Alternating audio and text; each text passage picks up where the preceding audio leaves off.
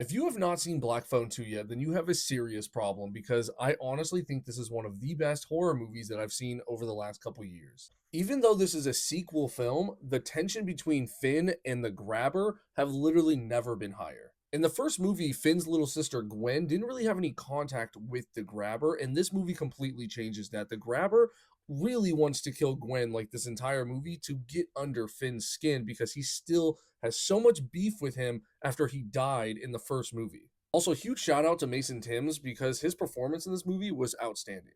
My overall favorite thing about this movie is the fact that they go into so much lore about the Grabber and why he's connected to this family. I can't forget how awesome the cinematography was for this movie, and it was actually shot on site. It's all practical effects, except for, like, obviously a few special effects that they needed to do, and some of the ghost stuff that happens in this movie needed special effects, but this was shot on location, which is really cool. And speaking of special effects, this has to be one of the best ones throughout the entire movie because the entire film is supposed to feel like a nightmare. So him ripping off half of his face really sets that tone. And as I said before, this movie takes a deep dive into the lore, so we learn a lot more about why the Grabber's connected to this family, and they use Gwen's power to really explore that, which was a genius idea, and it even ends the movie in an absolute tearjerker. This is one of those horror movies that kind of has everything. It has a great story, and it even has lore dumping to keep you invested into the story, and then it has great acting, great special effects. It's shot on location, so it looks beautiful, and it even has an emotional ending. So again, I ask, if you've not seen this movie yet, what is stopping you? And as always,